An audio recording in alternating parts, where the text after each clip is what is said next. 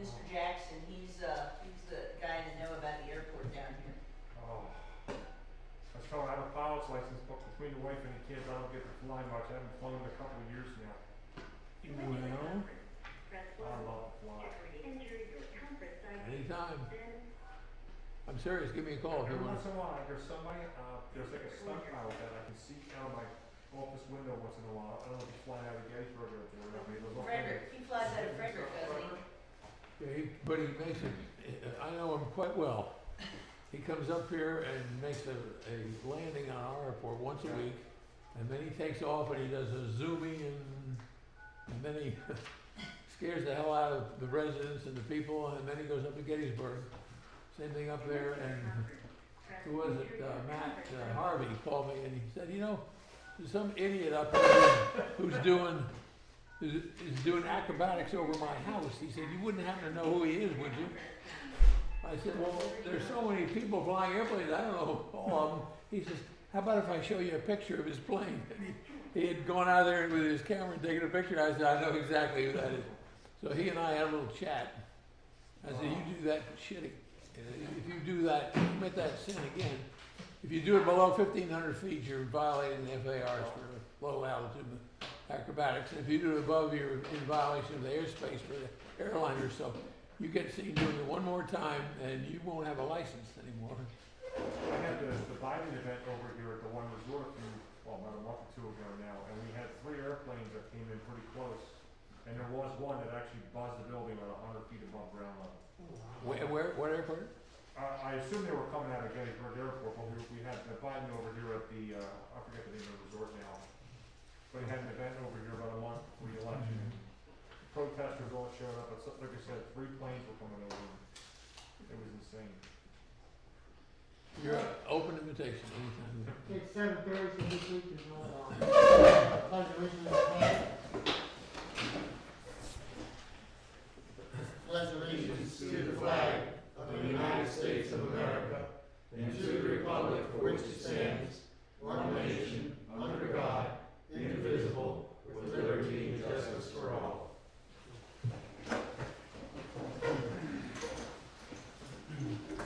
There you go. Roll call, please. Mr. Barlow, Here. Mr. Jackson. Here. Mr. Keible, Here.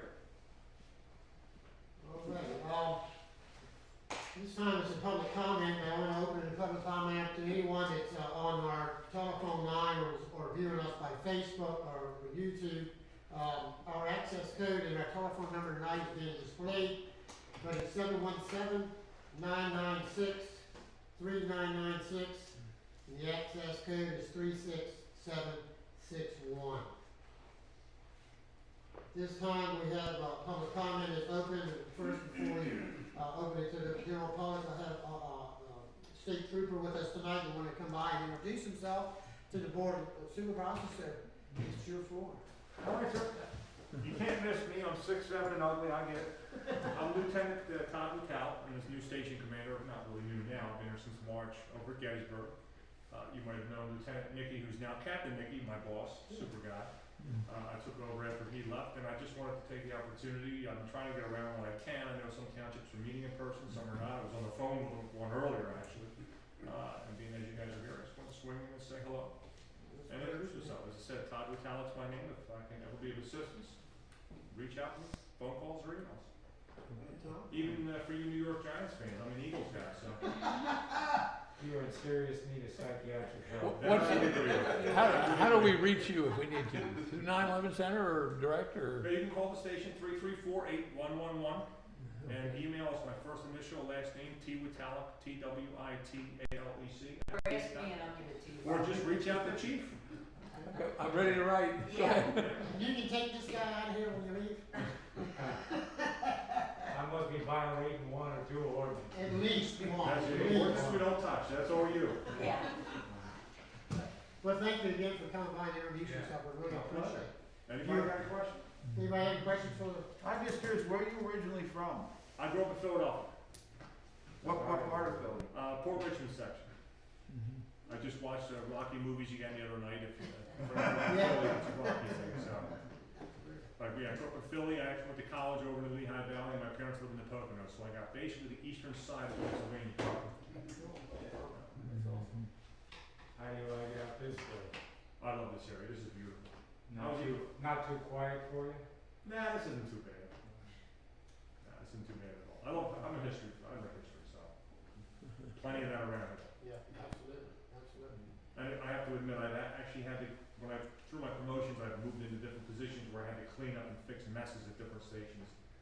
Not so after now Captain Mickey's departure. I even said to him it was so nice to come into somewhere and all I had to do was keep the ship going straight. Yeah, Just continue. Yeah. So, well, it's great to have you in our area, we appreciate that. my pleasure to be here. I don't mean to interrupt too much. I can talk about airplanes too. Good gracious. Anytime. A little added extra tonight. We very certainly, I want my wings flexible, not with starch. yeah, you're welcome to stay for our meeting if you like, if not, then that's fine. I'm running off to another one. I'm trying to hit 3 tonight if I can. Okay, so. all right, well, we appreciate you stopping in, thank you so much. Thank you, my pleasure, guys. Thank you. Take care. Thanks for coming. Thank Watch you. out for Safe. the deer. Can I run this door here? Yes. Yes, you go out that way, Tom. All right, any other public comments? Go ahead, go ahead. I'm Speed, What's your name? Dale Piper. Dale? Yeah, go ahead, Dale. It's about, I have the junkyard over here in my backyard. Okay, I have comments to make about what's been going on there. okay. Go ahead. Okay, now, I know I'm in the wrong, not, getting it renewed, when it was supposed to be renewed. Owen Hopkins, he always did it January 1st to December 31st. Owen Hopkins told me I could put 3 vehicles out over there for sale at one time when he was here. And Jamie Hardball was the next guy that did the inspections. He didn't have any problem with me putting vehicles out for sale either. He knew I wanted to get rid of some of them. He didn't have any problem with getting rid of them, trying to sell them. Okay, so Jamie Hardball approved it a couple years ago, but right after he approved it, he quit and this other guy took over from PA Municipal Code Alliance. That's correct. Okay, it was already approved for that year, but he stops in and he's telling my wife to get the vehicles, which I thought he meant the vehicles I had setting up the house, get them put in the backyard. That's what we did, we go into the house, we got put in the backyard. I didn't know there was a problem with the ones that were down there for sale. Okay.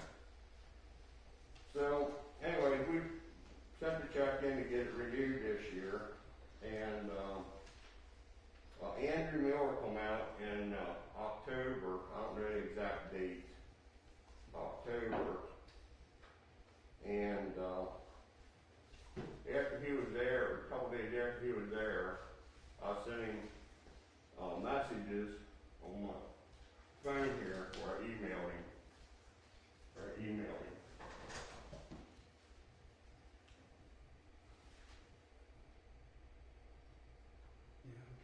No answer back. No answer back. Okay, that's in October.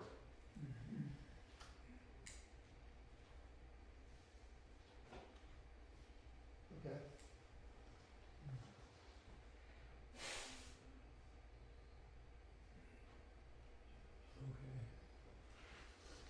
So then, anything he told my wife that day, here's the paper she wrote, that he said what he found, he would let the township know. He didn't tell her nothing, that anything was wrong.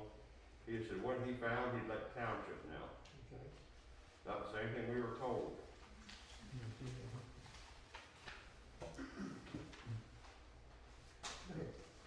Okay, now I didn't read none of this stuff here till we got these letters, certified letter and stuff that was sent to us from the township and, from them.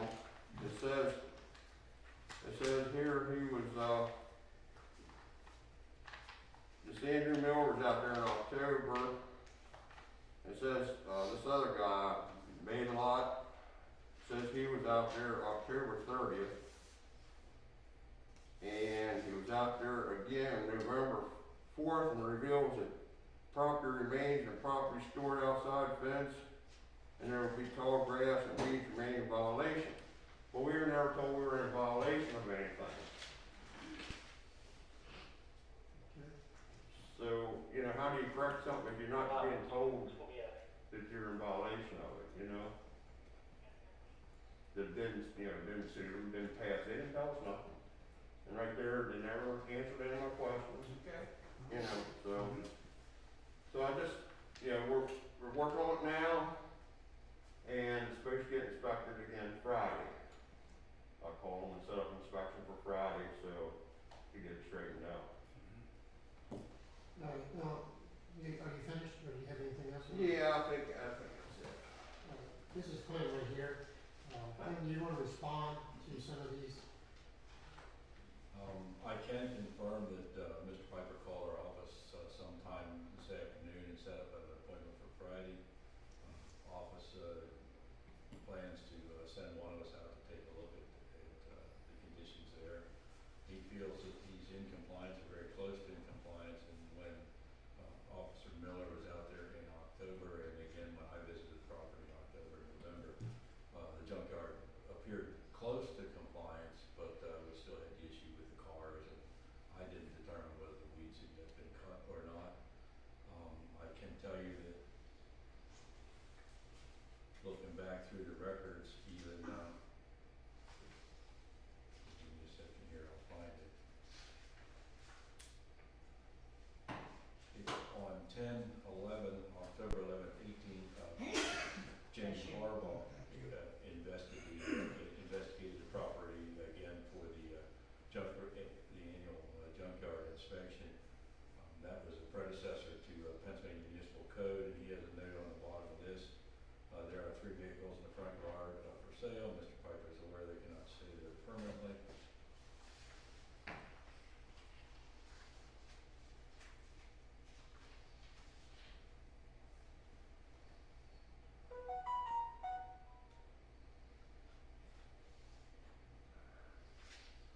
Well, in addition to that, excuse me for interrupting, Mr. Malott, but Mr. Piper, do you remember Mr. Harbaugh sending you a letter on August 31 of 2017?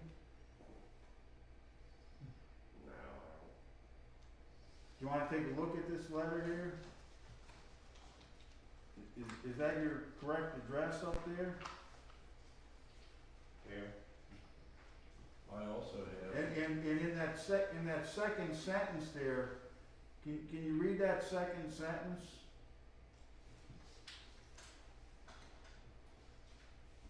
You can read it out loud so everyone can hear. Yeah, it says about the expired. But just read it, if you can just read it verbatim, please. I tried to reach you both by phone and personal visit to your facility concerning your expired junkyard license. While visiting, leave a hand tag request return call. I noticed several violations. Not allowed renewal of your junkyard license, including but limited to grass and weeds, hard not proper roads, without proper spacing. Return buffing, fencing, junk vehicles outside fencing. Have in place. Okay, that's good enough there. Junk vehicles, and what's the date of that letter? Says August 31st, 2017. Okay, may I have that letter back, please? Thank you. Okay, so on August 31st, 2017, Jamie told you you can't have vehicles outside of your fence, but earlier you said he told you that you could. It says how outside for sale. He's saying you had vehicles outside of your fence. What difference does it make for sale or not? Trying to get rid of some of them. That's why I'm out for sale. Yeah, the ordinance says that all the junk vehicles have to be screened. This doesn't make sense to me why he's sending you a letter here saying you're in violation because the vehicles are outside the fence, and then you're saying he said it's okay to sell them, but. Attorney Lisco, I hold in my hand a issued 11/7/2018 junkyard permit that's signed by the Board of Supervisors at their meeting on 11/7/18 that also makes the additional note that he's required to, under required compliance action, trim weeds along fence and keep junk vehicles inside. From my position as a code enforcement enforcement officer, it appears as if it's a continual problem going back to at least 2016. And as I look at Google Earth history, aerial photographs, I could probably make a pretty good case that it goes back even years before that. And this time, I believe, and because of these things here, that's one reason the permit was denied renewal at this present time. You can apply for a new permit if you would like, and then the board can take it under consideration, but at this point in time, that's where it stands. Okay. How do we go about applying for new Just permits? like you did when you first one, you just had to apply for a junkyard permit and it would go through the process Okay. and the board would decide if they wanna allow a junkyard permit, Okay. in the township. One of the questions I have is, my garage is, for me to work on, my garage is on the end of my house. It's not fenced in there. So they're under outside the fence. According to our ordinance, if Clint's more familiar with the ordinance, I don't read it every day. I think each resident in the township is allowed one vehicle other than an untagged vehicle, is that what it is in the I ordinance? believe that's correct, but I There's don't one agree tagged with it. vehicle, on the property other than the ones that you have registered and tagged. So if you have multiple, vehicles sitting on your property that are not registered and tagged, that would fall in the line of a junkyard or a vehicle more, and that's one allowed by the ordinance. So, the ordinance is putting, that's what we're dealing with there. Well, what I'm asking is, should I ask the township, should I put up more fencing across there so that it's not in view of the road over to, the blocks of where my garage is at the end of the house so that, Well, I'm not gonna advise you on what you should or could do or may do. You can do whatever you want. And then petition the township and they can take a look and say yea or nay that works. That doesn't necessarily just mean, if you put up more things, it doesn't necessarily mean that we'll give you a permit. Because every permit is issued case by case and we look at those cases and what's in play in our current ordinance and you may not even qualify for a permit at this time under the current ordinance. If it pleases Supervisor Mr. Piper, I'd like that our office continue with the inspection on Friday. It may give him a leg up if he's found to be in compliance at that time.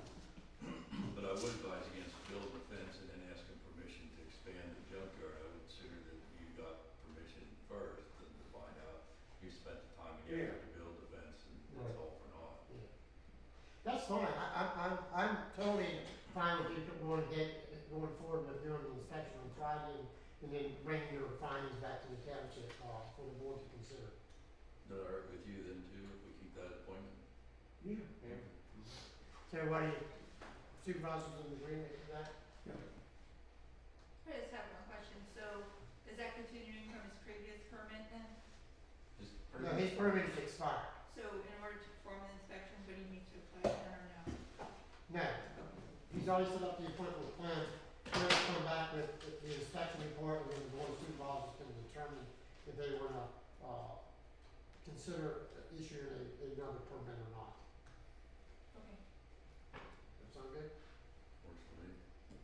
And Mr. Piper, I just want, and as the supervisors, if I'm incorrect in stating this, but if a permit is issued in the future, and I'm not sure if one will be, but if it is, you need to understand that you're only allowed to have one vehicle outside of the fence. Everything else has to be screened.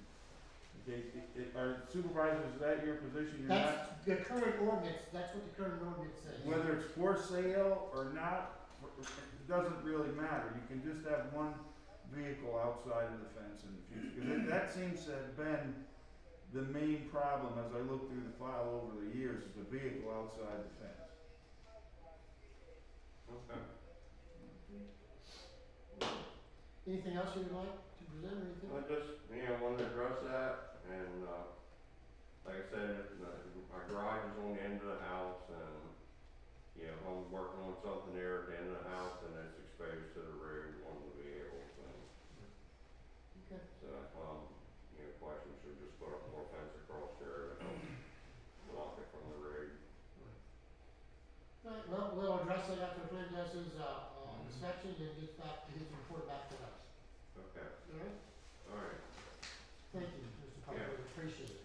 You're most certainly welcome to stay for the meeting, the whole meeting if you like, if not, you can leave at any time you would choose to do so. Okay. Any other public comment? Do we have anybody on the telephone for public comment tonight? Is it on, Wendy? Is it green? Well, it's green. Let me, go talk in the phone. Are you talking? I can hear you. Can you hear me? I can hear you. Alright, you're on. All right, thank you, Wendy, appreciate it. All right, if we don't have any more public comments at this time, we're gonna move on to the supervisor's comments. Mr. Jackson, do you have any comments for the board? No comments tonight. Mr. Cottle, do you have any comments for the board? The only comment I wanted to make was to the public in general about the COVID virus. I just hope everybody's getting along okay. If not, see your doctor or somebody right away. It's really on the spread right now, especially after Thanksgiving. They expect a big uptick again, so please be mindful of that. No, that's it. Okay, a couple of things I wanna comment on tonight. I wanna thank everybody, that came out, participated in our general election. We had a great turnout. We had more than 80% of our people showed up in our precinct here to vote. So kudos to everyone that did that. Also, I hope you're following our newsletter. We have a monthly newsletter now going out to, in the Innisbrook Journal. I wanna thank Mike from the Innisbrook Journal, for the opportunity for us to put a monthly newsletter together and put it out there for the residents to review some of the things going on in our township and the upcoming events. Hopefully it's been a success to all the residents. So keep following through. The next one should be coming out either tomorrow or the next day. If you have any comments, please comment and let us know what's going on, and we appreciate the feedback. So other than that, I think I don't have anything else to comment at this point in time. So we'll move on to our minutes. For November the 4th, if all the supervisors had an opportunity to review the minutes, the budget meeting minutes for November the 4th. I did, and I'll make a motion that be approved. All second. All in favor? Aye. Thank you. Alright, now we have our Board of Supervisors minutes for November the 4th, 2020. Did everyone have an opportunity to review the Board of Supervisors minutes? I did. I'll make a motion that we also approve them as read. I'll second that motion. All in favor? Aye. Thank you, guys. Alright. Then we have a treasurer report. Wendy, would you like to kick us in on the treasurer report there? Or what, you want me to wait till you get down to secretary? So did everybody have an opportunity to review the treasurer report for December the 1st? Yep. Anybody have any questions on the treasurer report? Negative. I'll make a motion. We approve the treasurer's report. Second? I'll second that. All in favor? Aye. Thank you, guys. How about the expenses? Did everybody have an opportunity to review the expenses for 11/31/2020? Yes, I reviewed them and I make a motion to accept the expense. Oh, except for that's 11:30, because there are 31 days in November. Yeah. My apologies. I'll second that. All in favor? Aye. Thank you. All right. Then we're gonna go to the payroll. Did everyone have an opportunity to review the payroll? Yep. So I have a motion to pay the payroll. So moved. Second. All in favor? Aye. Thank you. All right. Wait a minute, King. All right, so now we're down to the police township reports. Sheriff, Yes, you're up to bat. month of November, we worked, 261 hours, on call for 31 and a half hours. We used 133 gallons of gas. That's kind of approximated because there were at least 2 times where that, gas gauge stuck out there, so, we kind of estimated. We put 1,506 miles on the car. We answered 10 911 calls. PSP handled 7 calls out here for us. We wrote 84 traffic equipment cars. Some of the highlights of the month, Officer Reason and Officer Ammerman both made, either a drug or DUI arrest. We did finalize our contract for police coverage in Freedom Township. That should be signed by Freedom Township at their, meeting and then forwarded over here for, us to sign. That will start in January 1st. We'll start over there for 25 hours a month. Good. Good. So Excuse me hopefully for interrupting, Chief, but did we authorize the chairman to sign that at a meeting yet? I don't think so. Yeah. Well, if it's gonna take effect January first, when were they gonna sign it? I think they're signing it at their meeting. Is their meeting tonight, I believe, or tomorrow night? Tomorrow night. Tomorrow night, okay. Maybe we should pass a motion authorizing, and I don't remember, Wendy, was that just prepared for the chairman to sign, or all three? Just the chairman, I think.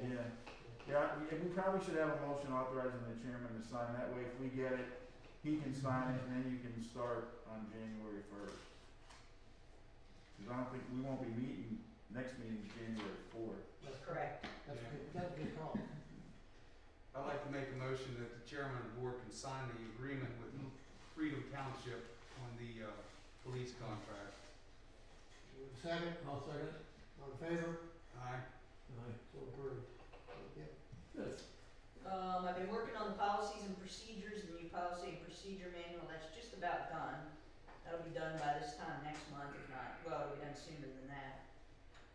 The body worn cameras that we ordered, I did reach out to them, and I finally talked to somebody on the phone, and they are on back order. With COVID and everything, they can't fulfill their orders right now, so I have no idea how long it's gonna take us to get those in, but, they are still ordered and they'll get here, I guess, when they get here. Do we pay for them yet? No. No, we're not paying for them until we get them. Alright, we're ticking along. Yeah. We did, since the last meeting, hire Courtney Herring, or we hired her at the last meeting, and she has started, as a matter of fact, last night was her first night, out by herself. She made out fine. I think she'll be a great addition. We also, myself and, Mr. Kyle and Mr. Barlow, looked at the police car at Gettysburg Borough that we had, talked about buying at the last month's meeting, and, I think that checked out really well, so we should be getting that hopefully in the next week or two. So for that, if we plan on buying that in the next 30 days, can we get a motion to allow the chairman to sign the title? Okay, you're the liaison to the police department. Somebody's gotta sign for it. That's what I'm talking about, you gotta make the motion. I'll make a motion that the chairman of the board is able to sign the title for the new vehicle once we get possession. I'll second that. All in favor? Aye. Aye. And we will make sure it's added to the insurance before we drive it anywhere. I've already talked to Eric. Okay. He's on notice. Okay. Thanks, Wendy. No problem. Another thing that we need to do is, Wendy asked me to look over some of the ordinances, in the, was that in the codification? And I noticed in there that, there's a towing ordinance that says that the Board of Supervisors, I guess, approves who we can use as a towing company. So I would like the Board of Supervisors to approve that any officer from our department who tows a vehicle, can use their discretion as to the appropriate towing company, and we take into consideration who's closer, who gets there faster, or what we need to be having towed. As in a big tractor trailer or a bus or something versus a car or a motorcycle. I mean, we've already been doing it, this is just make it official. Yeah, Chief, Yes, I mean, I know my other townships, they appoint someone to do that. And I think, isn't there something in the vehicle code? I don't know, we have, I mean, the way I have it set up now, we do have somebody that we call first every time, and if they're not available, then we call whoever is available after that. Yeah, So let me ask you this though, I think you're not talking about towing, you don't tow vehicles from a no parking zone. You're talking about if a vehicle's involved in an accident. Right, or disabled. Okay, What we do is we always give the person whose vehicle needs to be towed, we always ask them if they have a particular towing towing company they wanna use. And okay. if they do, we go with that. If they don't, then, we have another towing company that usually gets here within 15, 20 minutes tops. Okay, okay, I think you're okay, but I think though, like, if it's for no parking, I think the supervisors have to appoint the towing company and they have to, because Okay, the towing company has to have, secure lots. right, secure Correct, lot, yeah. and they have to have scheduled fees. But you're not talking about that, you guys don't No. do that here. The only no parking signs in this township is in front of these doors. Yeah, My question would be, John, is if one of the police officers go out on a DUI and they get a DUI and they arrest someone, Mhm, and their vehicle needs to be towed, correct. there's where we would need a towing company. well, would you ask the, of course, I know. I don't know how If, well, here's how we do that. No, we don't ask the drunk to move the car, Yeah, but. no, but do you ask them, like, would you say, do you have AAA, or I don't know? What we do is, first off, we try to get somebody to come pick the car up. Oh, okay, And if they have someone who's available to call to come pick the car up, we do that. If it can be pulled off the road far enough, or into a private parking lot, like say at a restaurant or something, then, we make arrangements to have the car pulled off, or say even driving under suspension or something like that, where they just can't drive. If we can find someplace to legally park it, then that's our first option, and that's what we would Yeah. prefer to do. If not, we'll call somebody to come pick it up. If they have somebody that they can call, we'll wait, it's no big deal. And if, we call a tow company for them at the last resort. Again, they would be given the option, first to have. My question on that, Sherry, is Mhm, if you arrest an individual mhm. and you say, well, you parked your car there, and say somebody steals your car, what liability is that open up the township since you said they parked the car there and he come up gone for whatever reason? Does that come back on the township? No. I don't think, No. it's, I mean, as long, I'm sure that they take the keys and lock the vehicle, I'm Yes. sure there's no, I wouldn't worry, I'm not worried about that. Yeah, Okay. The thing of it is though, when you're dealing with a no park situation, a lot of times those vehicles sit in those lots in the big cities for months, people just Right. never pick them up, and you have to have that secured, and that's not the normal situation. No, what you suggested is fine, chief, okay. I just wanted to make sure it wasn't Well, full the of. company that we usually use does have a secure facility, I can tell you that, so, So, well then, Right. yeah. Listen, Gettysburg. did you want them to make a motion for that? Just to make a motion that, the police department can use their discretion as to who. Which towing company you use? We usually use B&C first, and if they're not available, we usually call Excalibur second. Usually one of the two of them is available. I haven't, unless it's a big tractor trailer, and then we just get whoever we can get, because they're sometimes hard to come by.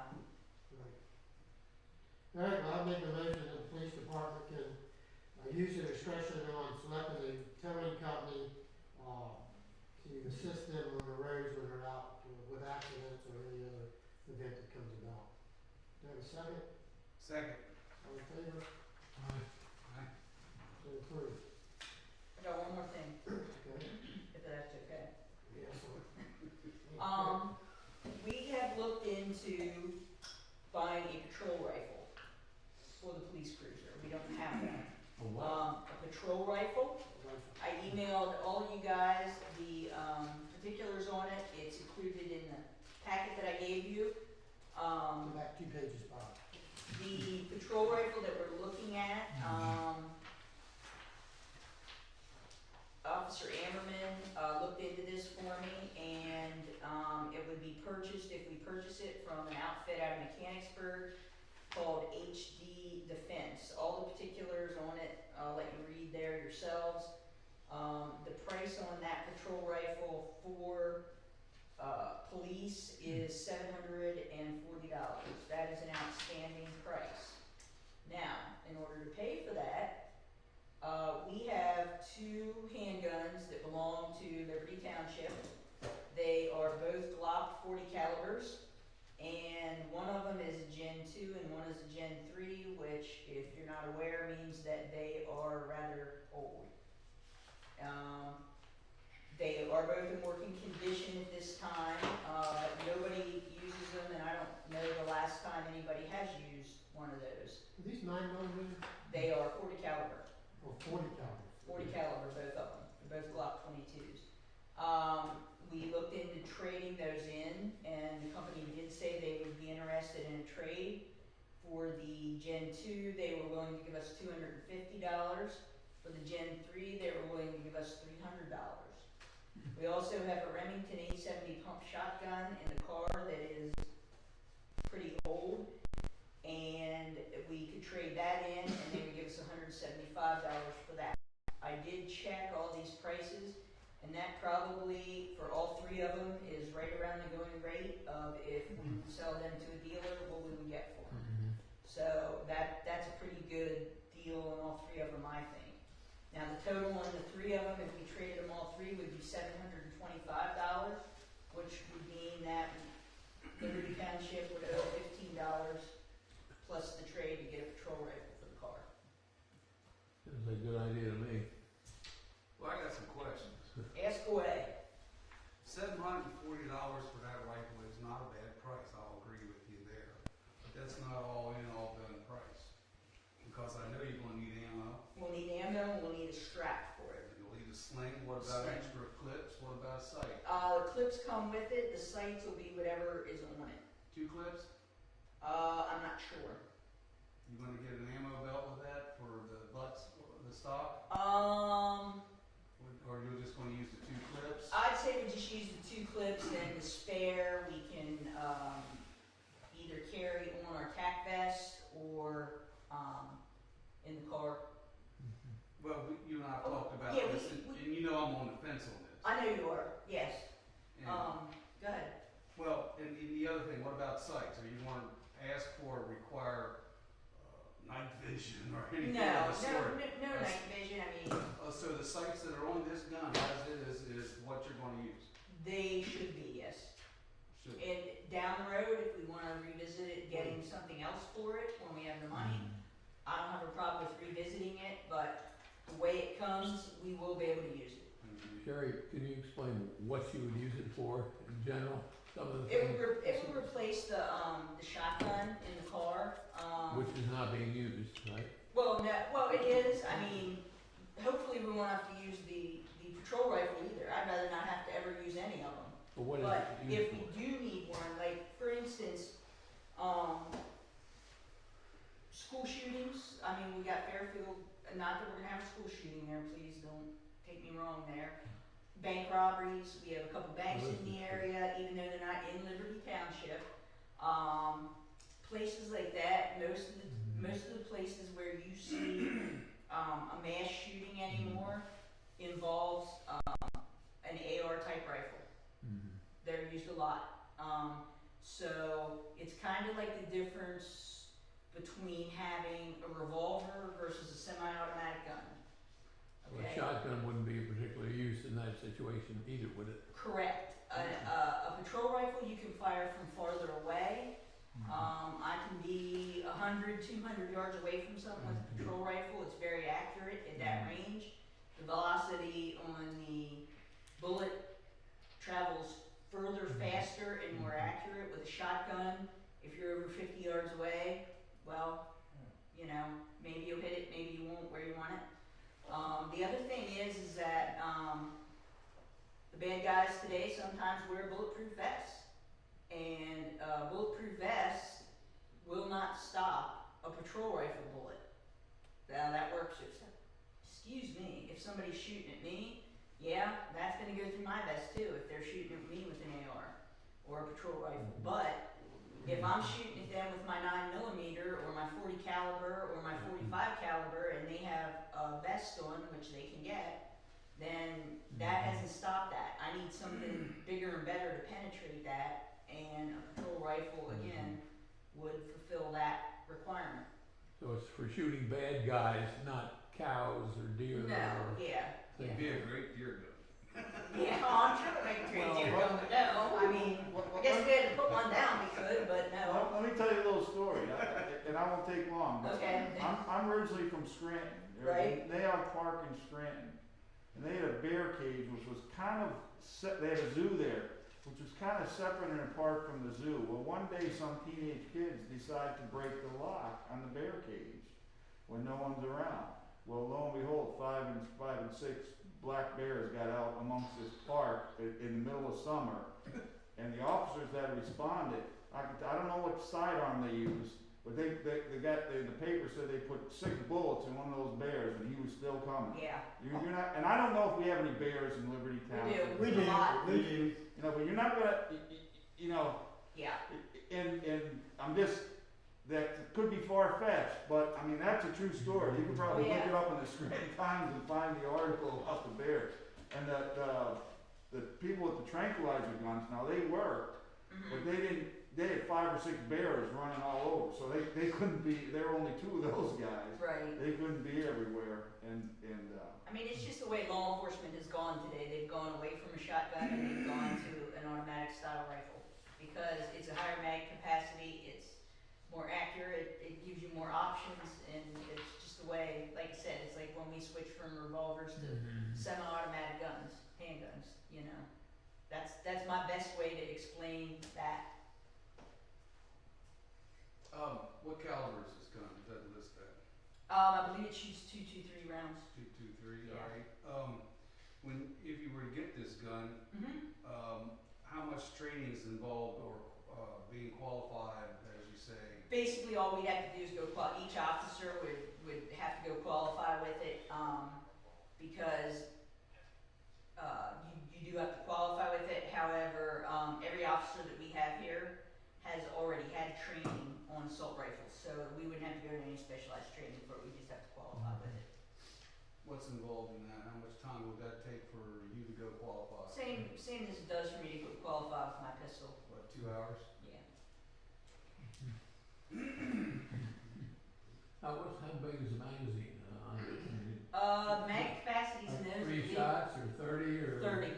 30, it's assault rifle then, Mm-hmm. okay.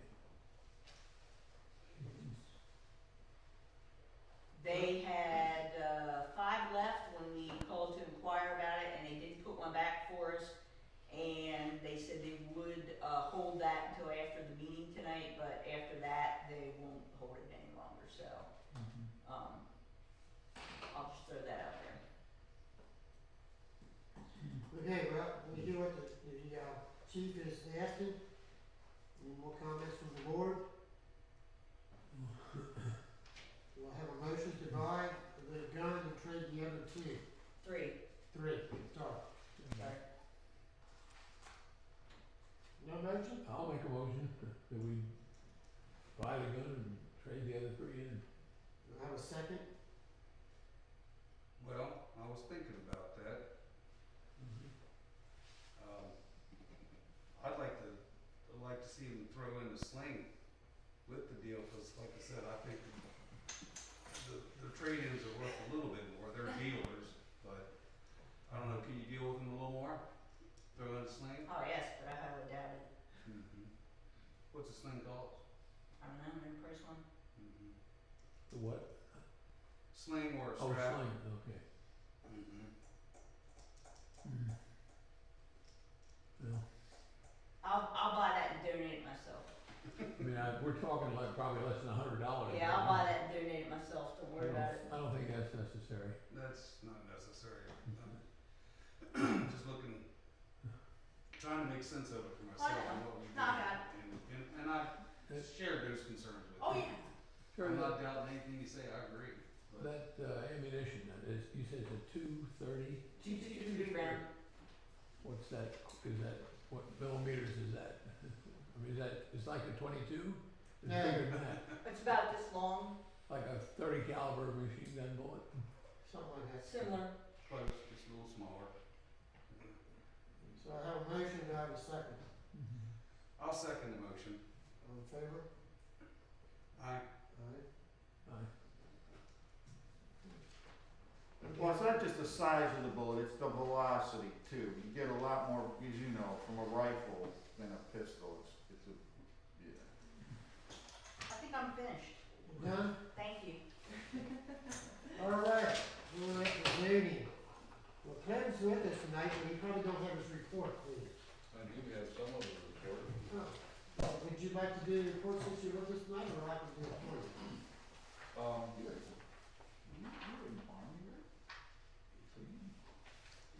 Yeah, I'm just not familiar with that. Two, I have a report, three. we pulled the report on November the 20th, 2020, 2650 Bullfrog Road. It's an unsafe dwelling in disrepair. I've been in contact with the property owner. She asked for an extension in time. We sent a notice of violation early in November. She says because of everything in her life, she'd like to try to extend the demolition until the end of January. What's the address? 2620? 2650 Bullfrog Road, that's Oh, yeah, okay. a Right there by Girl mobile Scout. home that's. Yes, I know you're at. Is that the one with the garbage and the? No. No, it's a mobile home along Bullfrog. It's pretty well obscured now by trees and brush. The backside of the mobile home's fallen away. It looks like a tree's hit it. Electricity still hooked up. She said she was gonna try to have that disconnected, but the place itself is pretty much beyond repair. But it's owned by a lady from over closer to Route 15 who runs a restaurant over there. She's just working by herself and said she's having a hard time. What was the date again she asked for? She asked for the end of January 2021. Okay. She wanted to extend it till after the holidays. Okay. I just didn't hear the date, thank you.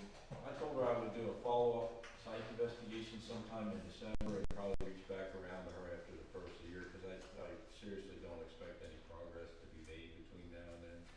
But we'll see what happens. Okay, why do you feel necessary to look there in December when we gave it to the end of January? If I'm looking at what's required to demolish this place, remove the debris, and restore it to even grade, she's not gonna be able to do that a couple weeks in January if she has bad weather.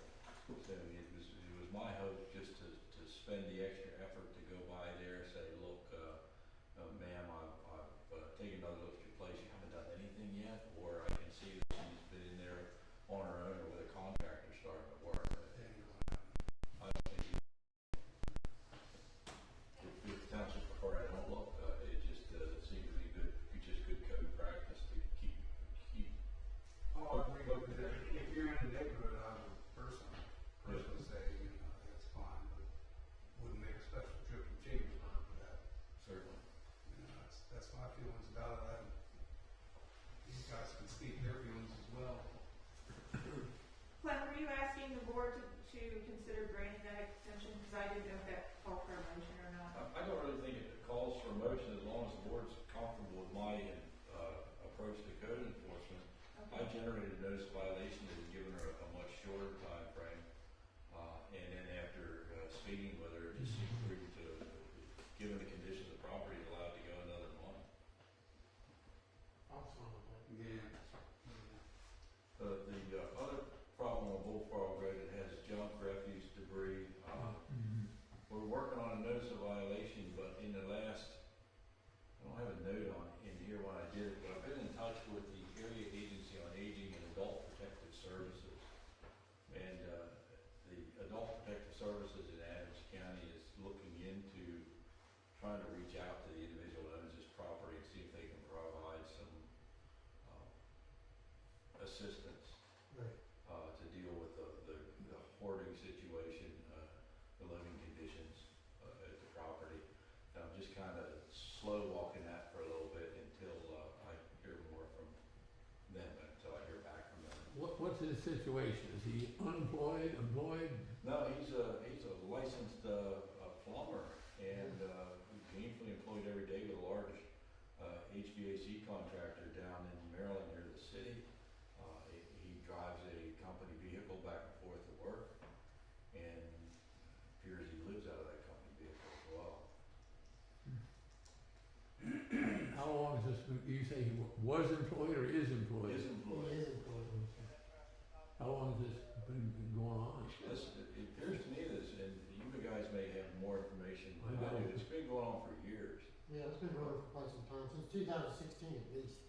According to some of the neighbors, the house that's on the property hasn't been lived in, for approximately 10 years, although he's continued to reside at the property. He owns the property. He's been the owner of record prior to that. Mm. We had a fence issue on Collie Trail. Yeah. That fence has now been reduced to the proper height, and the land use permits have been approved. Good. There's a couple places that are on your list that are just ongoing observations for enforcement. We're not really sure. If you look at the list, you'll see what they are.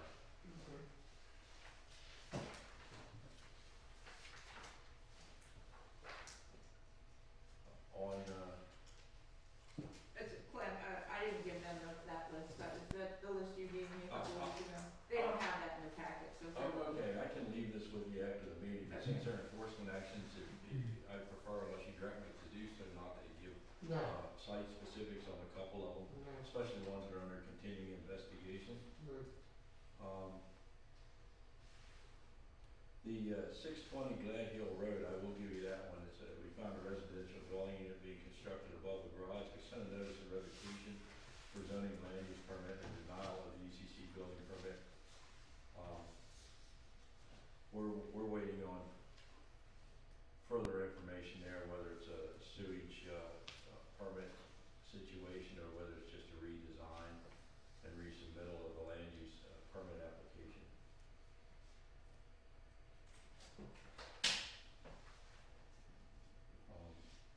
We have a construction of a new roof system without the land use permit. We now have a land use permit application review on that on Hardwell Valley Road. We have another enforcement action on Hardwell Valley Road that's been going on for a good many years. It's accumulation of trash and junk vehicles, junk machinery. And I'm gonna leave a copy of a email that I received today from a resident there that has some concern. We had sent a notice of violation out.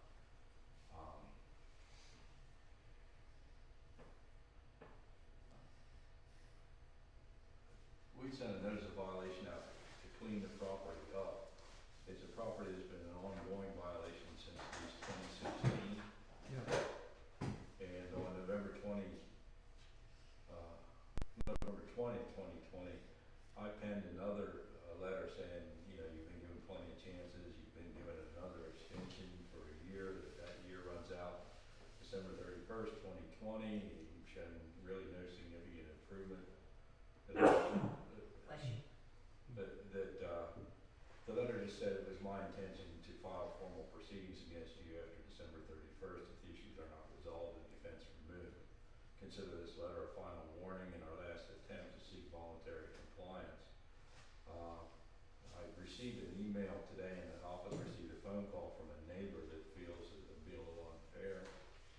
They'd like us to consider extending it even further because I've sent a notice of violation during the holiday season. Wait a minute, unfair to him or us? Unfair to them, the people that don't The have neighbor, the property. the look of the junk. They were given no consideration for the other neighbors, the property value, any harborage that's going on there, or the trials that some of these other individuals have that have to screen their junkyards and go through the permitting process. This is the third extension for this It particular is. property. Yeah.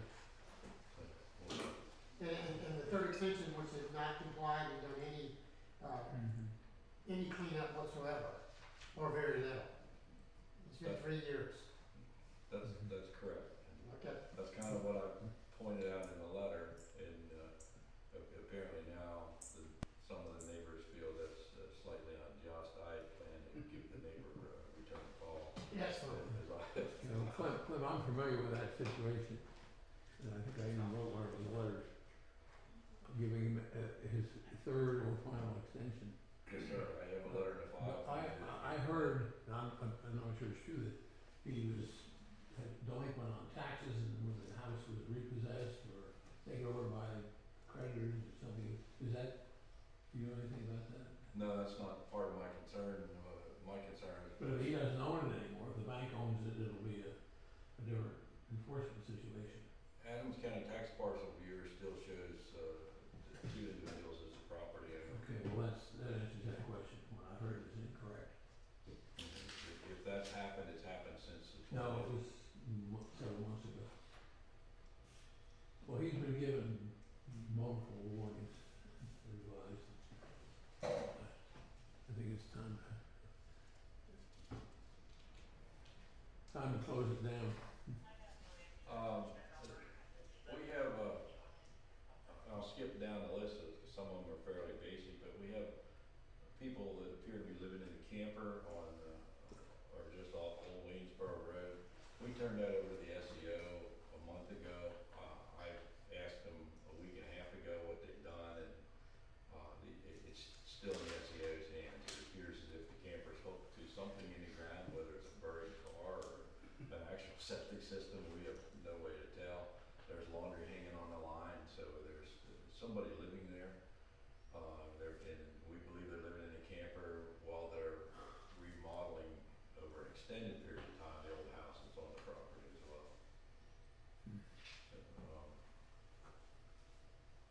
Sometime between the 20th and the 23rd, the SEO was supposed to go out and visit the property, but we haven't heard any report back yet.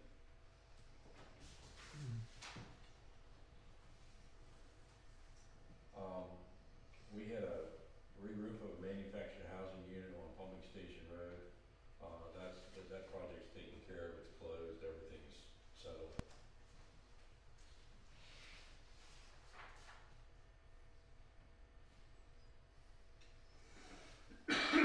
We had another issue on Setter Trail, which actually, the property problem showed up over on Collie Trail where there's a driveway entry that appeared to be put in, some stormwater improvements that were done. We received a water management site plan and driveway permit application recently, and it looks to me from the report like they're in the process of, they're under review. We haven't made a determination yet. The 40 Terry Lane, Fairfield, the sewage permit was revoked, so we had issued a stop work order at the end of October on What's that construction. address? 40 Terry. 40 Terry Lane, Fairfield. Yeah. And we can't do anything more other than stop that construction until a sewage permit's obtained. We did the day that we stopped the work, they were in the process of putting roof material on. We allowed them to finish the roof just in order to protect the interior, but then they voluntarily quit. They know they've got some issues to deal with. And you guys are following up on that? Actually, the only thing we do is like we did with one of our bullfrog, or will do with one of our bullfrog road, is just keep an eye on it when we're in the neighborhood, because they're not supposed to be working. That's their responsibility to deal with the problems with the sewage enforcement officer.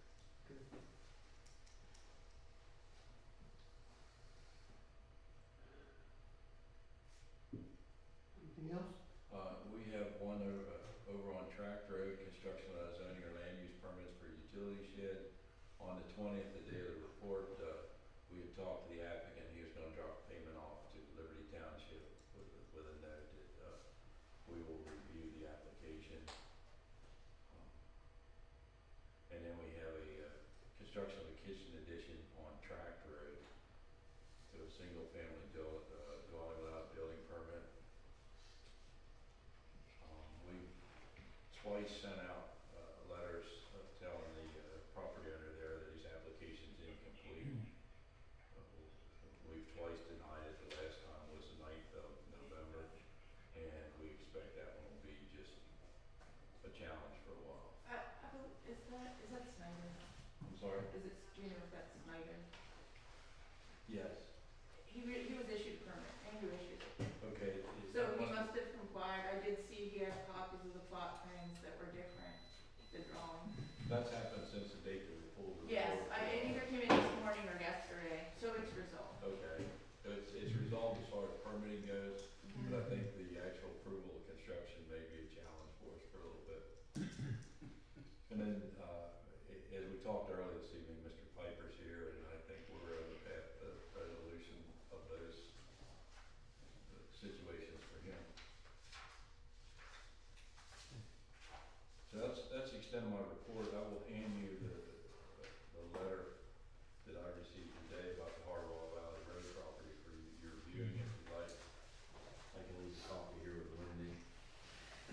Okay. Clem, I have a procedural question. Last time you were in here, you said that until further notice, we should contact you directly with any questions or concerns about zoning and zoning enforcement.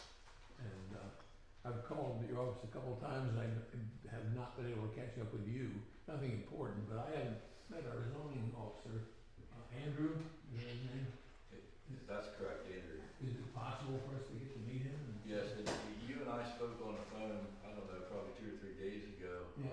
where you did catch up with me. And when I was in here to the last supervisors meeting, I'd give you guys all my cell phone number and business card. Yeah, I've called those, but people are intercepting your calls for you. Sure, there are plenty of people in my office that are capable of either handling an immediate question or emergency situation. Yeah. You understand that when that started, we had been surprised by the departure of one of our employees, and Yeah. then the one that we replaced him with was quite a disappointment to us. Okay.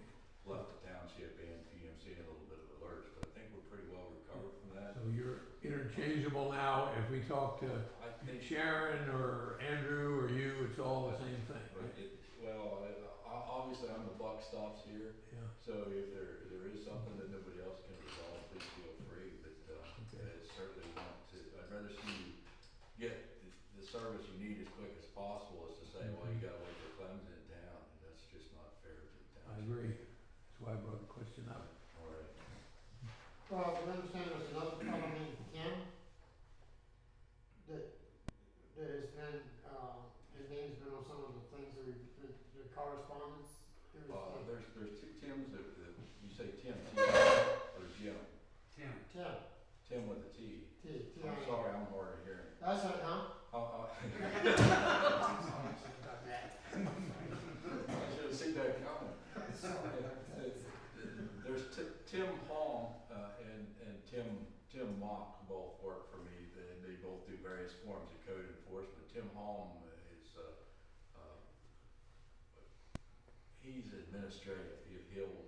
He does number crunching. He keeps track of statistics for us. He'll pen letters for me in particular if I'm out in the field, can't pen a letter.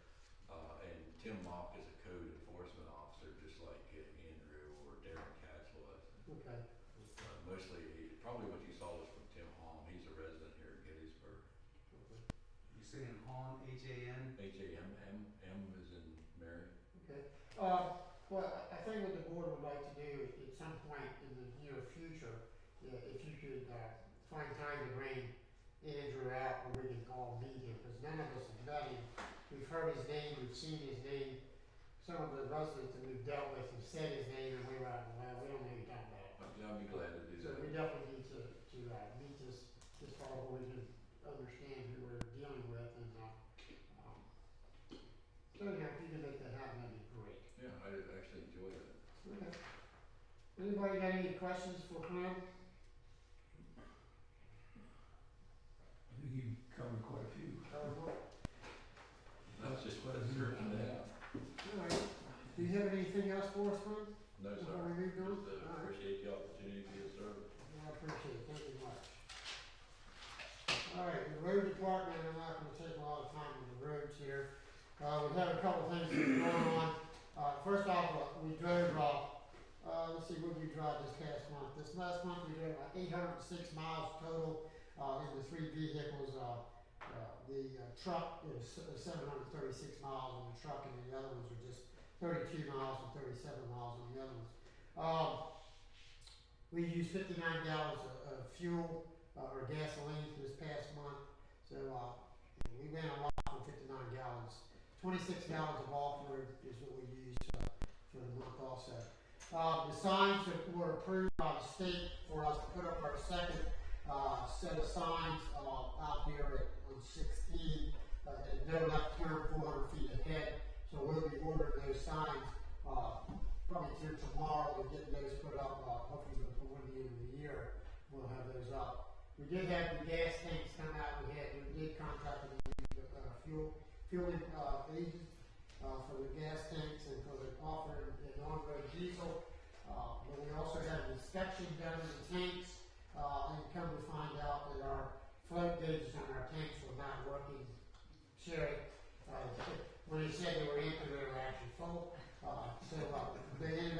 changing, those gauges out. And we also have signs that put new signage on the tanks to identify the different tanks. So we was appreciative for that. We have seen that we're doing a lot of culvert pipe work around the township, making extensions of our roads, where they intersect another roads is pretty narrow when you turn off the roads. So what we've done is we've taken and added pipes to those and made the radius at the intersections larger. Today, you may have noticed if you came in off of 16 and over the Orchard,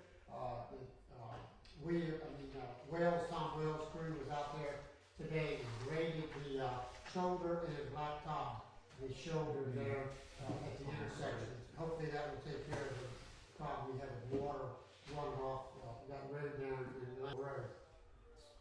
We had quite a few trees down over the last month. These ash trees are starting to really fall now that the wind's picking up and winter's coming in on us. So we chased around, I think it was about 5 or 6 trees in one day we took out of the roadway. Be mindful when you travel on the roads that those trees will fall at any time and we don't want anyone to be hurt.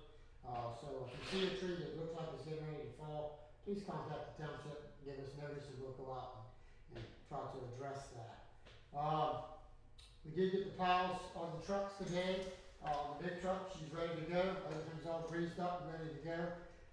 The 550 has got the salt box put on it, so it's ready to go. All we have to do is hook the plow up if we get any snow flowers or something going down. We did get our second delivery of salt for our salt shed. So we right now at full capacity on the roads for salt and for mix. If we do need to use it, we have it. We was able to get some tarp on top of those things this past week to get that covered up so the rain won't get in there and causes a problem with that. You will see too, we also put snow markers on all the roads at the ditch lines where ditch crossings are at. So that is mainly for the residents to also identify where the ditches are and cross where pipes are, because those are the places that if you run off the road, you're going to probably have some issues. It is also for the plow trucks when they're out on the road that they also they don't run off the road in those places either, because that would be a problem.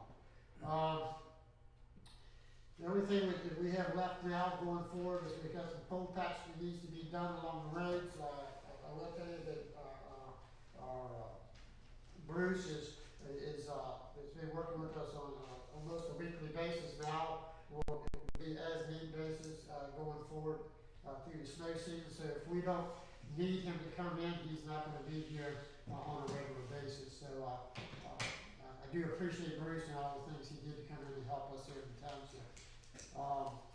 We did get our backhoe back. We had to send it out to have some work done on the backhoe. It is back with us now. Our 550, not our 550, our big yellow truck, what is that? 4,500. Yeah. Our 4,500 truck, he burned up the starter here a week and a half ago, so we had to put a new starter on that. So it's back and ready to run too. So I don't know that I have anything else on the road department. Bobby, do you have anything on the roads that I missed? No, I can't think of anything at all. Okay. We checked the spellings around here, cleaned them, and that sort of thing. Kind of got them cleared up for the season. But other than that, I can't think of anything. All right, I think we're in good shape as far as the road department. I think we're in good shape as far as building maintenance. That's pretty much all I have to say about the road department. All right, we'll move on to the secretary treasurer. Wendy, you're up for that. Well, the only thing I have is this month is to follow up and finally request the transfer of the funds. You see that in your packet. We talked about it during the budget. It's actually part of the budget because the amounts going forward into 2021 reflect the transfer. Yep. So, do we have a motion to transfer, as Wendy has recommended, for the December 2020 transfer? And that is an amount of, what is the amount for transfer? The amount for transfer for this money is, we have an excess in the general fund right now because we haven't put any in our reserves this year. The balance is $172,534. I'm requesting a $75,000 transfer. 50,000 of that will go into the general reserve fund and 25,000 will go into the capital reserve fund. Do you want to have any questions on that? No, and I'll make a motion that we approve. Do we have a second? So moved. All in favor? Aye. Okay, Linda, thank you very much for that. Do you have anything else as far as the treasurers? No, thank you. Okay. All right, the planning board, I received an email from Judy today. There's no action taken on the planning board. They didn't have any meetings for November, so they didn't have anything going on with the planning board. All right, now we're at old business. So before us tonight, we have the 2021 budget proposal. Everyone had an opportunity to review the budget proposal. And we were looking to make a motion tonight to adopt the 2020 budget. And look at it, and review it, and I make a motion. On 2021. We adopt 21 budget. I'll second that motion. One thing I do want to make, well, never mind. No, that's fine. That's fine. All right, got a second? All in favor? Aye. Aye. Okay. I'll talk about that later on. Okay. Fire tax. Everyone had an opportunity to review the fire tax breakdown for each one of the fire companies.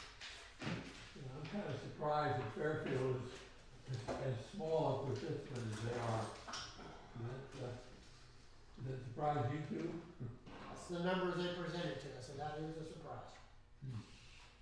No, they know rules, and that's what the rules are. That's what the rules are. You're exactly right. Now, I will say, if you have the breakdown here, Fairfield had 21 calls for the year in Liberty Township.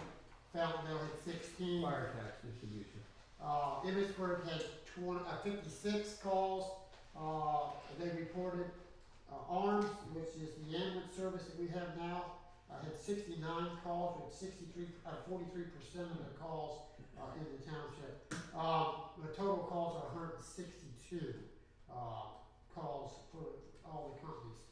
Now, we have the breakdown of the percentage of fire tax if we want to do it by percentage.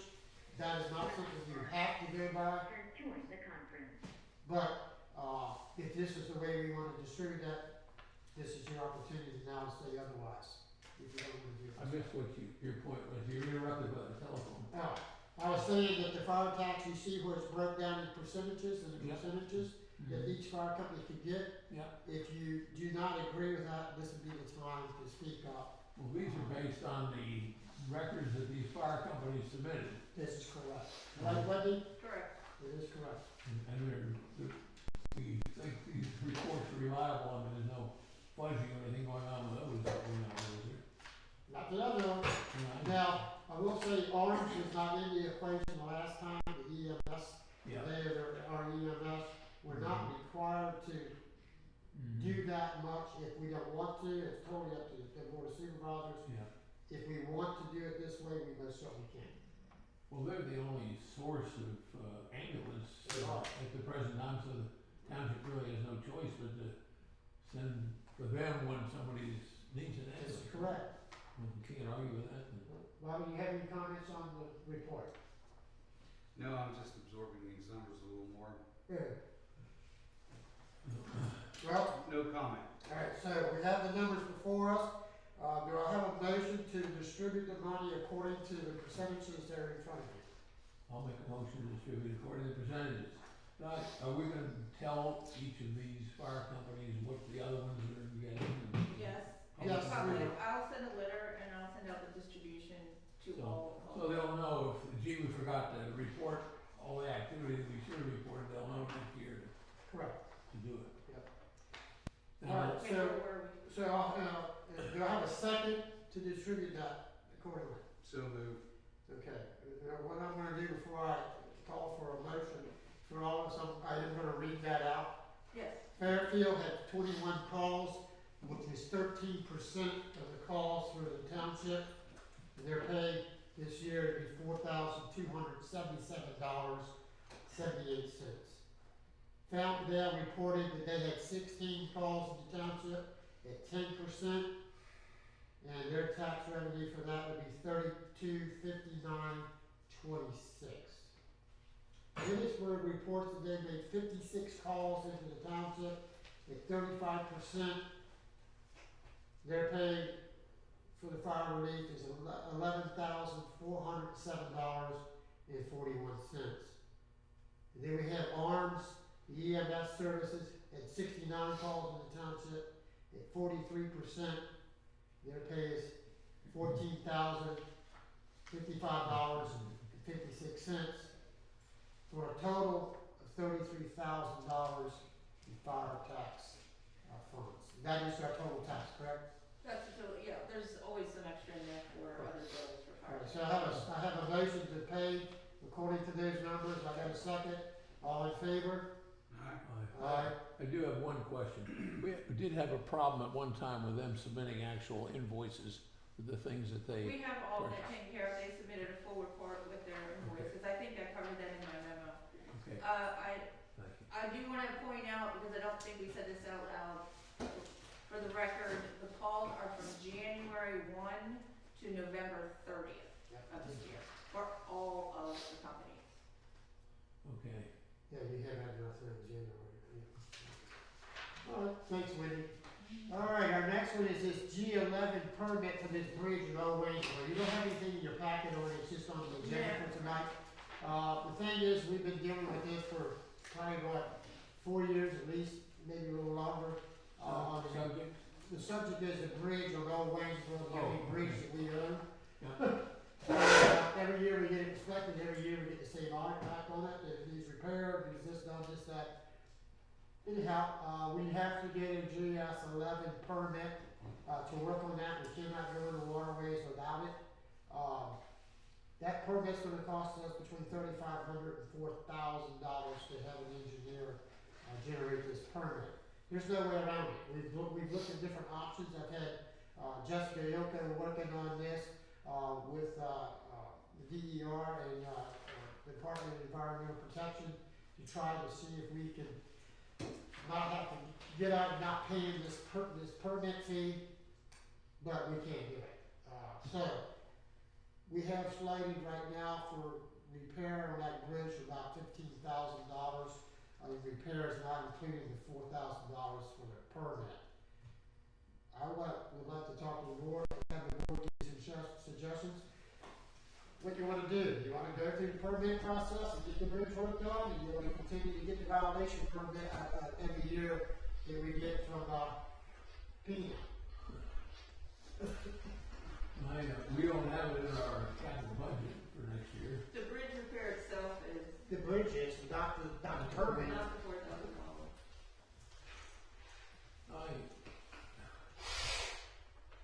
I'd like to take your last option. Wait till we get another violation. I mean, we don't know what's gonna happen next year. The ceiling may fall, sky may collapse on us, and we've got a tight budget, and, if we're conservative as we have been in the past, we'll be able to cover it. But if we can't, Right. Well, like I said, a lot of times, these inspections we get every year are recommendations of what we need to do. They have different grade levels of work, where the bridge deterioration level is at. We have not got to the place on the inspections where it's a must fix. It's recommendations, this to be fixed and this to be fixed, and these things should help. So we're not in a position where we have to do something right now. The bridge ain't gonna fall down. That's nowhere near that stage.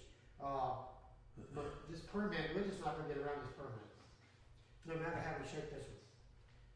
Cause we've looked at different avenues to try to do it, and we just can't. I think we could do it, but I think this is a time to be a little conservative until the booming 2021 year arrives. Well, I'm totally fine with that, if that's what the board should, wants to do, is to hold off on the permitting process and, deal with it at another time. Bob? Well, we can't kick the can too far down the roads on this bridge. Start with, to replace that bridge, you're talking about buku bucks. Yeah, oh, yeah. The bridge was built, as I remember, somewhere around 1930. It's a solid structure at this point, and I forget the terminology, not conditional and, but whatever, I read the report after the guy got done doing the bridge inspection, but it's something we really need to take a look at if we're going to save money down the road. We're talking about $20,000 as opposed to maybe as much as maybe $500,000, you know, so it's a big difference there. I would be fine with allowing, and I agree with you, Bob, see what happens the next year. I'm kind of concerned with that myself. So I would agree to let it go next year, but we really need to knuckle down and take a hard look at this. Well, actually, we don't have to wait for a whole year. I mean, suppose in June, we see our revenues are exceeding our conservative estimates, we could always swing in and. Well, and we have $15,000 in there for the bridge repair right now. Just a comment on that, in June is when they'll inspect it again. Yeah. The thing we have to think about, if we think in June or something that we may have the money, like you said, we got $15,000 already slated for that. Well, the permit process is gonna take us about 6 months. Oh, So if you start the permit process now, you might be ready to have a permit in June. You might. if we get a permit, does it extend for a couple You of can get years? extensions on the permit once you get the permit. The permit is good, I believe, for a year after you receive it, but then if you don't get the work done from that point on, you can get extended. Well, I didn't realize it took so long to get a permit. Yeah. so- They Yeah, have it to takes, do a lot of studies, that's why it Yeah. costs that you much. got a bog toe sturdy, you gotta have that bog toe sturdy. That Yeah, has to be done. yeah, and snail darter, Snail guard's good. so, yeah, they check all. Well, maybe then if we had 15,000 already in the budget, we could, get. We could start get the study per- done and We then, can start the permitting process, with the intentions of addressing the bridge in maybe in the summer or Yeah. next year, okay, if we got the permit already done. that's a better idea. So to start by using the 15,000. To get the permit. To start the application permit Right, got it, process. okay, yes, because that would fall into the next year, into our budget, because we're already in Correct. December. Correct. Okay, that's a brilliant solution. All right, well, I'll make a motion that we start the permit process, on the bridge for Old Waynesboro Pike. The G11 permit. I'll second that motion. All in favor? Aye. All right, thank you, guys. All right, now we're at new, our new business, but before we go to new business, we have public comments from new business. Do I have anyone, on the phone that wants to comment on new business items? Hello? I take that as a no. Yep. Hello? Hello? Hello, but I don't have any comments on new business. Oh, okay. That's Cindy? Yep, that's me. Yeah, I'll be you, okay. Who's that? Cindy Owens. Oh. All right, the new business, the bond for the assistant treasurers, we have to, when did you get any more information on the bond? No, but if you have questions, I'm sure Mr. Lisco can explain. I know the bond will cost, the same as mine, if we do, I guess, let's bring up what the topic was. We wanna Yeah. just say what type of bond we're gonna get. Yeah, the assistant bond, the bond, we need to figure out a bond that we're gonna get for our assistant treasurer. Mr. Lisco, there's been some discussion through emails and stuff like that the bond has to match. But then when we talk to bonding company, there's different thinking. So you want to get some direction? I only know what the code says. The code, St. Clair Township code says if you have an assistant treasurer, he or she has to be bonded in the same amount as the treasurer. Because if the treasurer is not available, then the assistant treasurer has, access to those funds. Okay. The question I think. It says the assistant treasurer shall be bonded for the same amount as the township treasurer.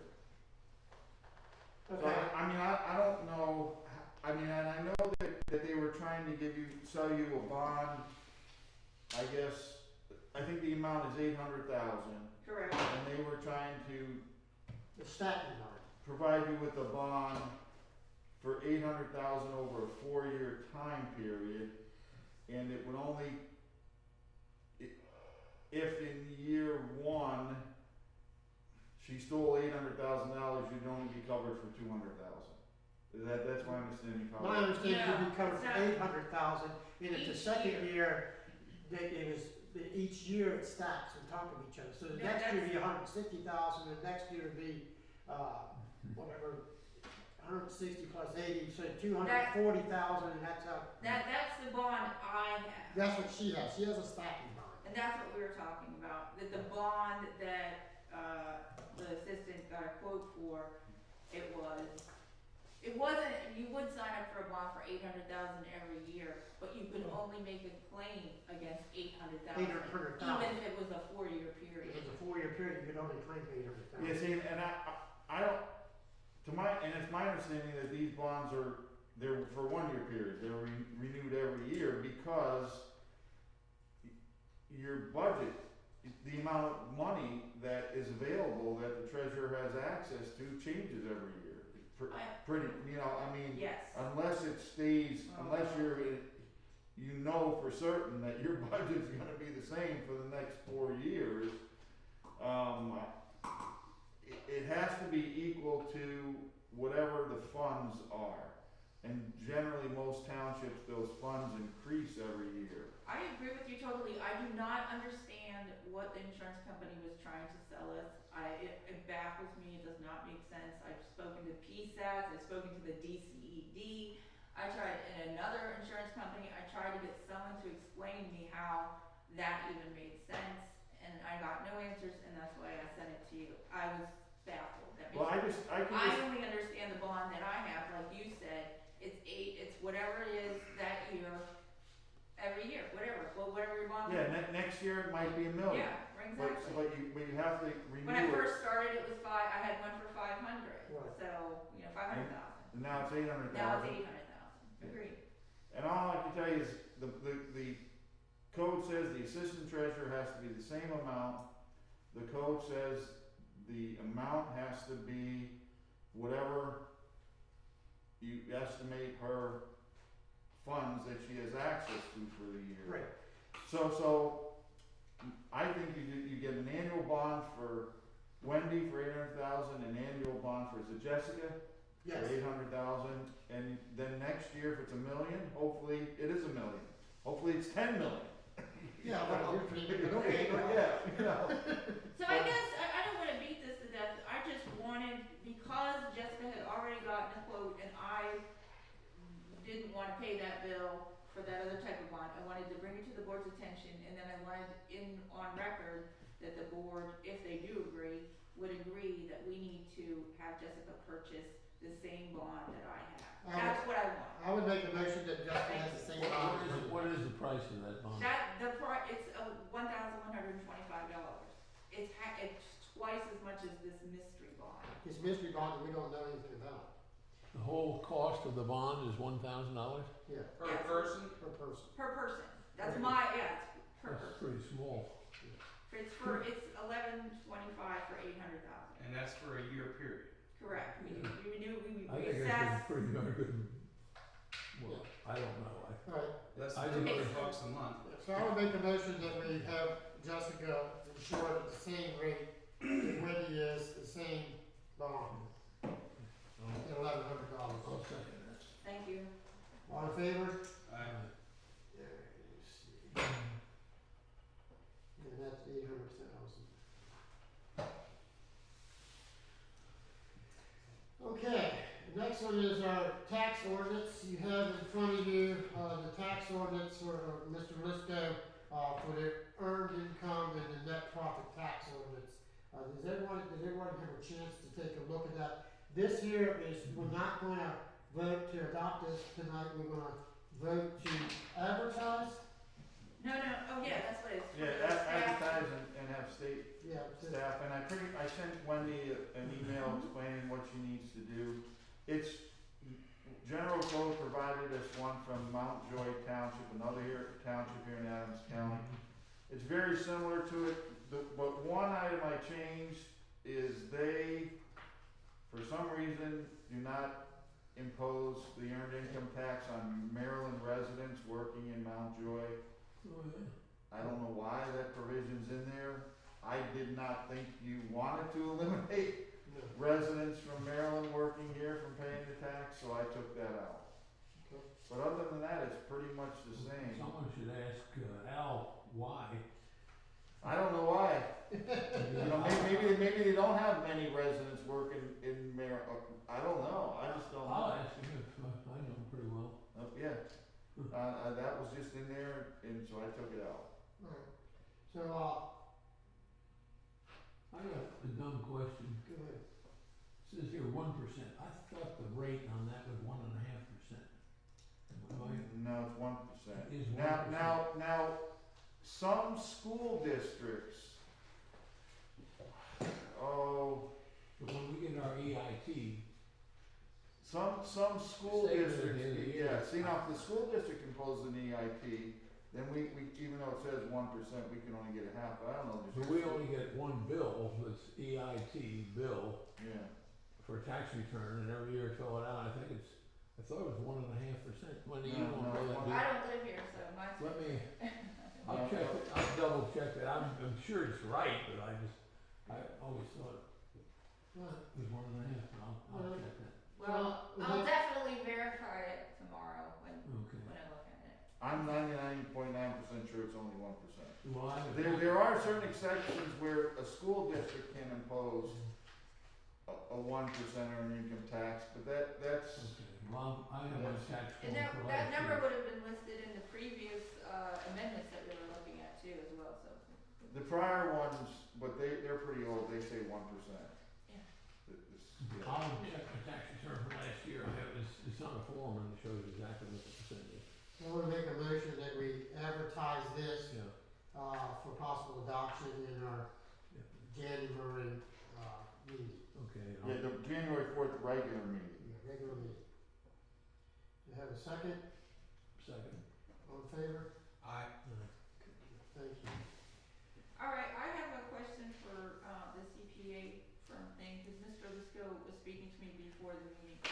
When you said 30 days, Mr. Lisco, were you talking about advertising the intent to use it or advertising for bids? No, you don't have to advertise for bids for. Okay, then we're fine, because, 2 meetings ago, I requested the permission to advertise the intent, and I didn't put that in the paper. Oh, okay, all right. That's, so we can move forward with this. then. Yeah, it says 30 days prior to the organization meeting or 30 days prior to any vote to appoint a certified, you need to advertise your intent. Okay, so you did that 2 meetings ago, so we're good then. Yes, you did. So what I'm asking for tonight is the intent to appoint them at the meeting. So they're gonna pick through the people that we have. Well, did you advertise that they would do it at this meeting? What, the appointment or the bid? Well, you don't need, professional services, and an accountant is a professional services, you don't need to solicit bids We for didn't that. solicit bids. You don't need to advertise for bids, all you have to do is advertise your intention that you're going to appoint a CPA firm to audit the accounts of the township instead of the auditors. Okay, That's correct. so do you think it would be best if we waited till the January 1 meeting? Or No, not if you've advertised for it, you can do it, you know, they say at the reorganization meeting, but then they say or at any other meeting. Okay, Most townships do it at the reorganization meeting, but you can do it at this meeting as long as you advertise that intent. Yeah, 'cause we don't wanna re-advertise it. Yeah, no, Alright. So, what you have before you here is we have SEK, submitted a bid for $6,075, to be our public accountant for 2021. And then we had Hamilton and Moser, put a bid in, also, in August of 2020, for $54.50. Now, the reason we're doing this now is because they will start collecting data from the township to do the audit, in 2021. They start collecting that in December. So we have to decide if we want to switch, CPAs or if we want to stay with one we have. You have your choices here. Like I said, the one, for the auditor, if I'm looking at this right, December the 31st of 2020 is $54.50. December 31st of 2021 is $5,600. December 31st of 2022 would be $57.50. And that quote is coming in from Moser, yes, that's coming in from Moser. Hamilton and Moser? Yes. In other words, we get to choose what we want to hire now for 1 year, 2 year, 3 year. Correct. Yeah, but see though, that's kind of weird though. It is. Well, what's weird about it is because the code says every year you have to advertise your intent Right. Right. to a point, so I think you could probably really only accept the first The year's first year, bid. we do Yeah, the this first every year. year. Yeah, and I think and that's why, and Smith Elliott probably is aware of that, because I think Smith Elliott just gave you a bid for 1 year. They don't, they gave us, the last time they gave us, if for 3. Oh, they gave it, They all do that. I mean, but our intent is we are going to just do for 2020. 20, We're not okay. promising they get all 3 years, I think that makes good sense aside from the and they're aware of that. quote. Yeah, because we have here, the quote from Silk Elliott is $66.75. Yeah, it's been good. It started in the 4,000s when I got here, and it's been going up pretty heavily. So first year with Smith Elliott is $66.75, you said? Well, we're now in their, 5th year or 6th year. What we have right now, they submitted a bid in that's $6,075. When did they submit that bid? Is that from November of 2019? Who? What are you talking Silk about? Elliott. No, that's August. These are, the one in the memos is August. All this is August of this year, 2020. I was just referencing 2019 because that's the time they came in, user came in and did a presentation. Because we have here on the SEK, our quote would be $6,675. Yes, is that what did I make a mistake on the memo? And then you have, so similar to last year's, this would be reduced by 60 to $62.50 if the board decides to. Oh, the 6250 because we're not gonna have the meeting. He has a Oh. high price in there because he was Oh, okay, talking that's about that meeting, okay. Yeah, that's when he comes to the meeting for the public and we don't do that. All right, so their price is $62.50, Correct, not the 66. yes, So we're looking at a price difference here of 700. about $700. Aside from the money, last year we decided we should not switch auditors right in the middle of all the legal auditing stuff we were doing. That situation is no longer the case, and I think it's a good practice to try a different auditing firm from time to time, and I think this is probably a good time to do it. Well, I could agree with you more. So do we have any motions on the table? I'll make a motion that I guess we accept the bid at this point, don't we? Which bid? for 1 year for, what was the other one? 1 year. Hamilton Houston. 1 year from Hamilton and Muscle. Okay, do I have a second on that? So moved. All in favor? Aye. Thank you. Now, do we make the motion now that we use? Now, what do we do now? Do we notify them? I take care of it. Now, we need to make a motion now that Hamilton and Moser is to, be our CPA, in last of our auditors for 2021. Is that now, or we do that in reorg? Reorganization meeting. Well, I think you already just did it. I guess they wanted to officially appoint them, but. Do Well, we- you We'll just can reaffirm do it at the reorg meeting Yeah, we'll too if reaffirm you that. want. Okay. That's what we did last year with SEK. We did it in December and then we appointed them in January. Okay. Okay, sounds good. Alrighty, that was good there. Now, you have on here D, our zoning hearing board is vacated. We have a vacancy on the board. Mr. Flavor passed away on us, about 3 weeks ago. and we're obligated to fill that spot in a timely manner. I just found out about this, that his passing actually, I knew he was sick, but I didn't know he passed until, I think it was Wednesday. So I did reach out to some other people that, had expressed an interest in the past of being on some of our boards, since this is gonna be a position that will be, filling a 1 year, he has 1 year left. So, I reached out to a couple different residents. I did get one resident that committed to do this.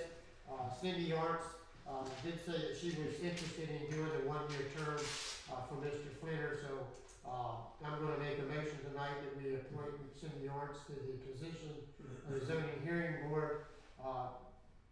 Do I have any discussion on that? Did we have any other people who? We don't have any others ones, that were interested in the zoning hearing. How many zoning hearing boards have we had in the last 2 years? I think two. So it's not a big deal. It's not a big deal on it, and we may possibly, we have another person coming up on the zoning hearing board. They're gonna be expiring, January 4th, and, he hasn't committed yet to serve again. He told me he was gonna think about that, so, we may have to find another one to fill that So there's position. not too many applicants then. No, well, we only have one applicant. Well.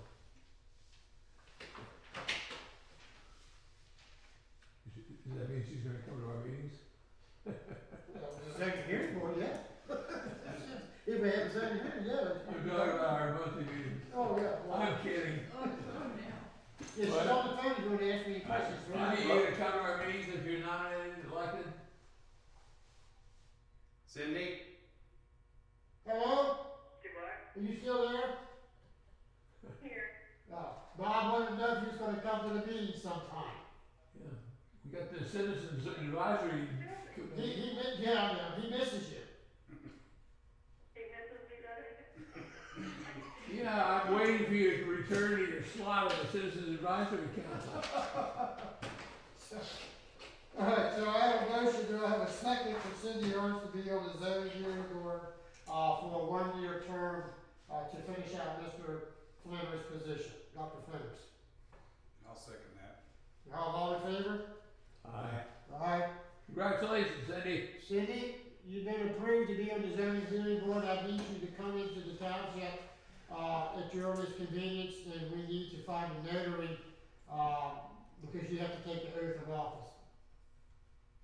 Okay. Okay? Let me know when. Alright, I'll try to set it up with a notary, because right now, I'll have to check with, Nancy Winchell. She's one of the notaries in the township, and may be able to do it. Okay.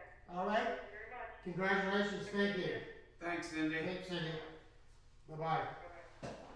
Alright, our last thing on our meeting here tonight is for the proposal for the 2021 meeting dates. Has everyone had a chance to review those meeting dates? I've looked at it, I don't have it memorized. It's still the second, or the first Tuesday. Yeah. It's still the first Tuesday of each month. The only changes, for election day, obviously, voting was Wednesday. Well, you haven't, when you have here though, when the Board of Supervisors 2021 meetings on the second Tuesday. Why did I write that wrong? Thank you.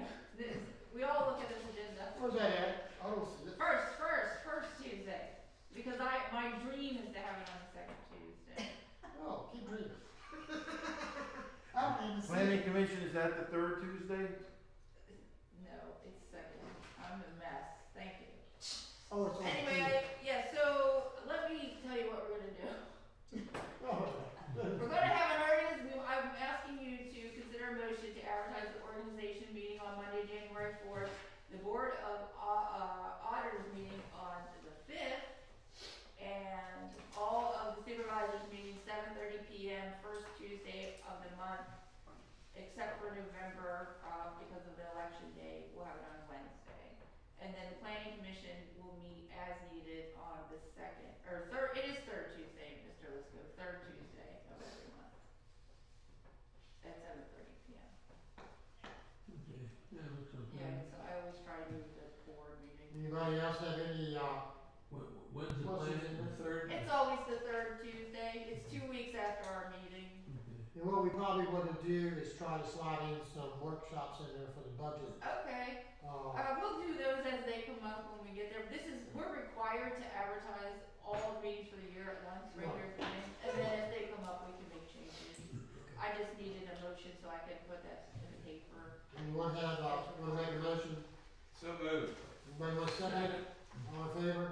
Aye. Aye. Okay, that's all we have for tonight, unless anybody else has anything else. Looking for a motion for adjournment. So moved. Second? Second. Second. All in favor? Aye. Thank you. Thank you. 9:15. Thank you, all you patient citizens. Thank you very much. Thanks for coming. We've got a lot of work done to do tonight. Thank you. Nice being here. Let us know when, Christmas. Yeah, you too. let us know when, you can have, We'll try to pick kids some, are out there, we can.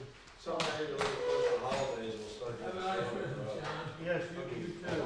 Yeah, when you're gonna come over and You see going everybody, away? you know, No way.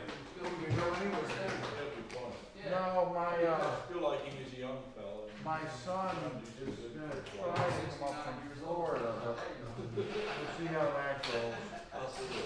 Take care. Take care, Chris. Thanks again. Thank you. Son and my